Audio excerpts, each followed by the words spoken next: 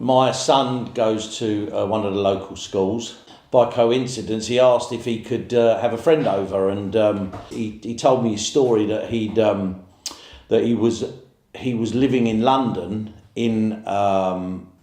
with his uncle, but when it turned out that his uncle had a studio apartment, so he was in another apartment just round the corner from him. And when I heard, I thought it was all a bit odd, really, because he was only 14. I said to him, there must be a better solution than this, than you living there and travelling, 2 hours there, 2 hours back, and being on your own a lot of the time. So in the end, both Lisa and I decided that we would take him, because we had, we figured we had the room and we could work it out that we'd take him in ourselves. But at the time, we really didn't know that we had to let the local authorities know that we didn't really even know there was a private fostering arrangement.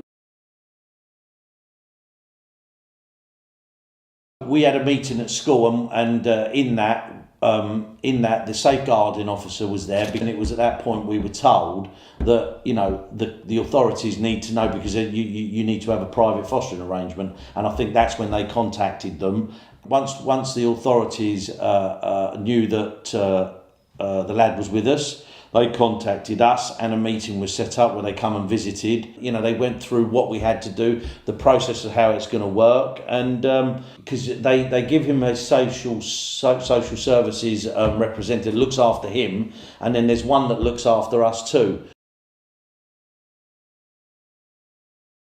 They've been really sort of welcoming, and nothing's a problem. If you have any issues, you can call them, and they respond very, very quickly. At the end of the day, they're there to do a job and make sure that we're protected as much as a child is protected.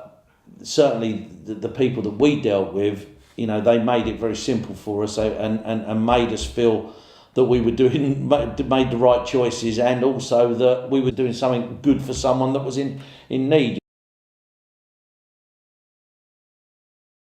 All I would say is, if you see that, if you feel that someone can fit into within your family unit, and you've got the space, it's quite rewarding to be able to do something like that for someone and help them. I don't know where he would be now if he wasn't with us, but what I do know is, he's in a safe environment.